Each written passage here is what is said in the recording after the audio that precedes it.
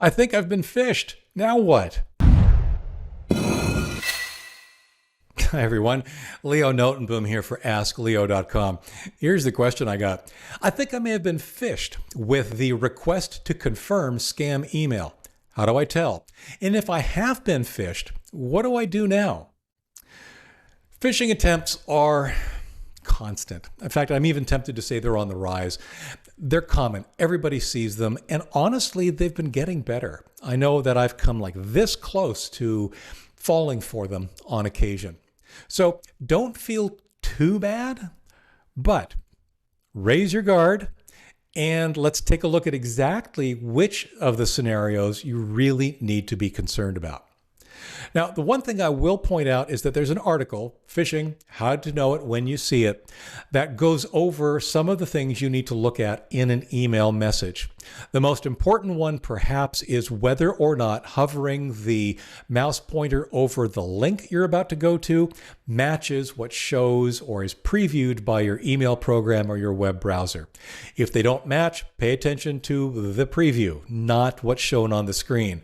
There's an example with the article for this video, which is at askleo.com/2734, that shows you a link to ebay.com.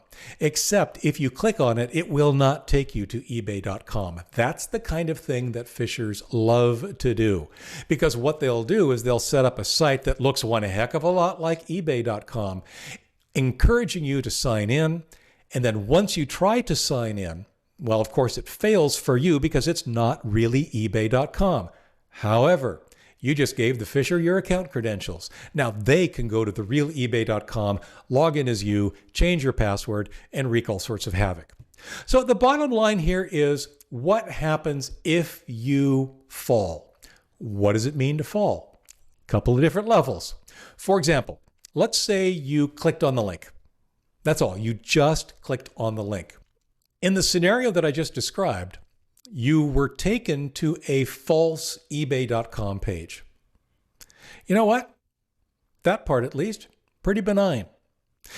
By and large, if all you did was click on the link and nothing else, you're probably fine.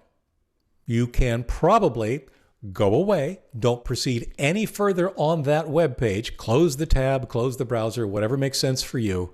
But if all you did was click on the link, you're probably fine. Now, I have to be clear, there is a small chance that clicking on that link could have caused malware to be downloaded.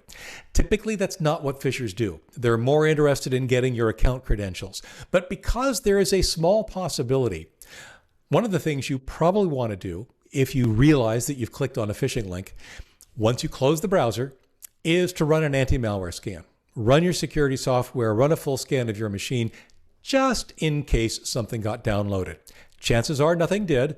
You don't have to panic, but as long as you didn't click any further on that page, you're probably fine. Okay, what if you did? In other words, what if you clicked on the link in the email that took you to this fake eBay page or fake whatever page, and you started entering information? You've just given that information to a hacker. You have. There is no getting around the fact, especially if you enter your username and your password and you click the OK button or the sign in button or whatever it is, you've just handed over your account credentials to a hacker. What do you do? Well, this one's easy. Change your password immediately. And by that I mean, close the phishing window, close the bad window, close the window that resulted from clicking on the phishing link. Instead, go to the service yourself. Go to ebay.com or whatever service we're talking about here yourself. Go to that account information, go to the change password process, use that change password process to change your password to something else. Chances are the phisher will not have acted immediately. Sometimes they do, sometimes they act very quickly, but chances are they will not have, and you still have an opportunity to change your password.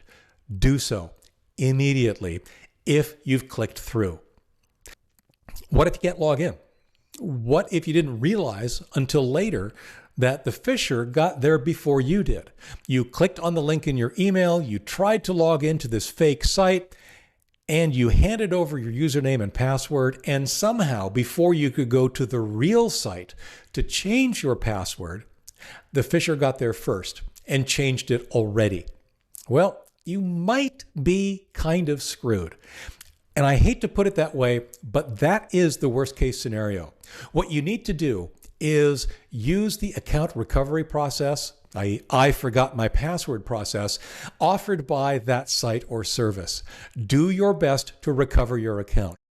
Depending on the sophistication of the phisher, they may thwart your attempts to do this. They may change your recovery information. They may change your phone number. They may change all sorts of things associated with your account.